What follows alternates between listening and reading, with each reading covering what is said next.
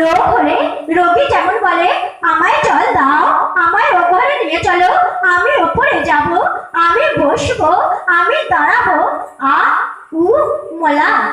আমরা বলি না যখন রোগ হয় তখন বাচ্চা ছেলের মতো আমরা হয়ে যাই, তখন বলি আমি ওখানে যাবো, আমি এটা খাবো, আমি ওটা করবো, এরকম ঠাকুর তাই বলছেন। সেই রূপ ওই দেখ সংসার ব্যাধি পীড়িত লোকগুলো হা অর্থ, হা অর্থ, হা সম্মান, হা সম্মান, হা যশ, হা যশ, বলছে যে নিরোগ শরীর, হা অবশ্যতাপূর্ণ স্ত্রী পুত্র, হা সংসারের শান্তি ইত্যাদি বলে সর্বদা হাহাকার করছিস।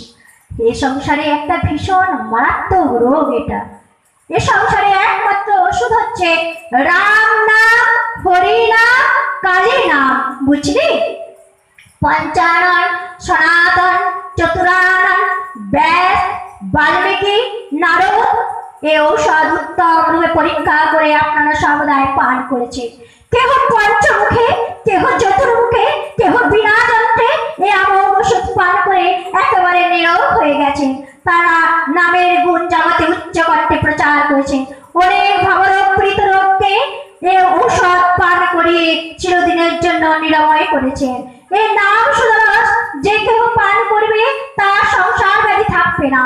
তুই সংসার ব্যাধি পীড়িত, তুই অর্থ অর্থ করিস, তুই সম্মানের ভিখারি, তাই তোকে বলছি তুইও নাম কর। কই কখন আমি অর্থ অর্থ করলাম? শিষ্য বলছে কই কখন আমি অর্থ অর্থ করলাম, কখন আমি সম্মান চাইলাম? তখন ঠাকুর কি বলছেন দেখো, কথা কয়ে প্রার্থনা করে না করিস, মনে মনে তো করিস।